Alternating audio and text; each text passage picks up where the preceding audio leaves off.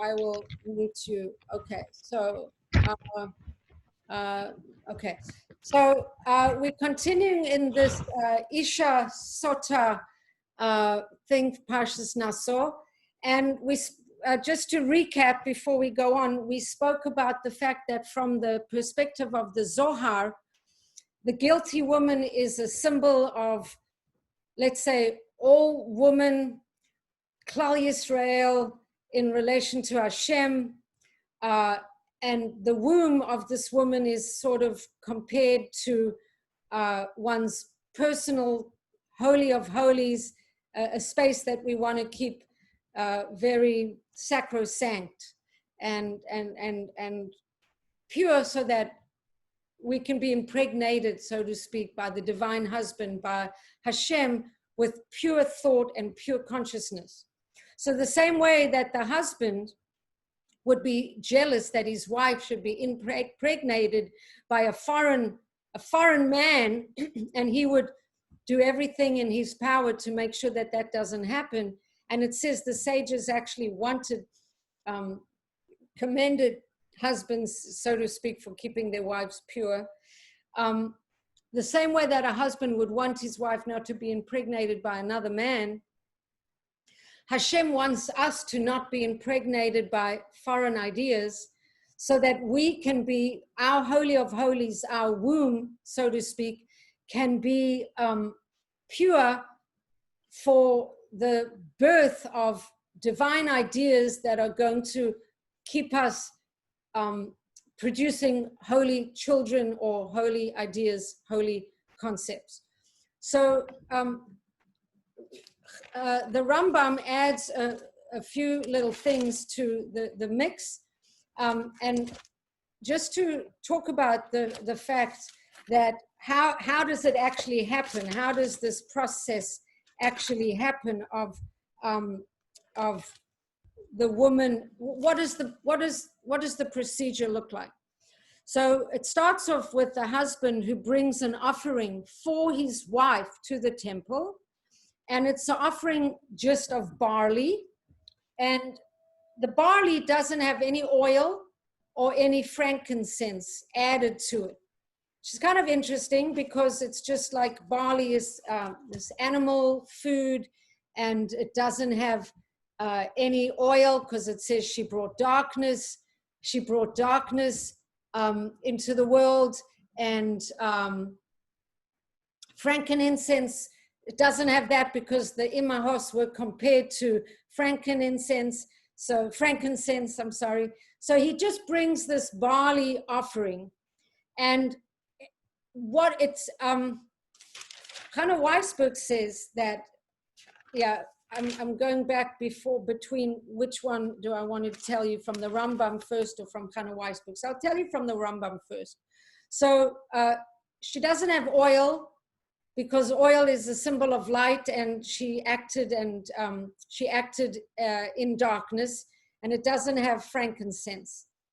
And then it says that they put bitter waters.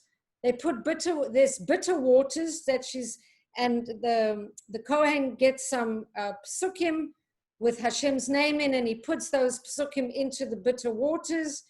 And the Rambam brings a few different opinions. Why are these waters called bitter waters? So one opinion is that the waters were bitter to begin with. And if she's innocent, the waters turn sweet, or the waters are regular waters, and if she's guilty, then they become bitter. And different, what does it mean that the waters were bitter? So there's just these different, one opinion is that they put something bitter into it to unsettle her. Anyway, the different opinions, if the water starts off bitter or becomes bitter, did they put something in it specifically to make it bitter? But the idea was, and this is so amazing, that it only occurred, and I said this before, when the nation was righteous. And it says there's no other miracle or something contingent on a miracle that occurs in all of the Torah. This is the only place. And it was really like a gift to the Bnei Israel to keep them very far from illegitimacy and from mamzerus, that it was a gift to Eretz Israel that to keep them really pure. As soon as the people became corrupted, this didn't work anymore, and they didn't have this aspect. So, and it's regarded that it was a great honor to Bnei Israel. So now let's come to the personal lessons. And this was from Hannah Weisberg, which I thought was very, very beautiful. She said, what happens if you have a dream yourself? You have a dream, you have an ideology, you have something special that you believe in, and then it doesn't work out, and somehow you mess up or something goes wrong with it. Do you just give up? Or do you try and return and try again? So she explained that the Kabbalists see this whole story as a cosmic metaphor between the marriage between Hashem and the wayward Jewish people who are tested and eventually exonerated through the bitter waters of exile. So here's a different spin. From the Zohar, we talked about the holiness of the womb, and each person's womb being a place to generate divine consciousness, and one's inner being shouldn't be contaminated. And now she's talking about the Klal Yisrael, and as a wife to our divine husband, this we've been tested by the bitter waters of exile. She said both, and then this idea that that the Isha Sota is like us, struggling with the challenges of life, but we are still married to our ideals, our visions. We simply need to be reunited with our true selves.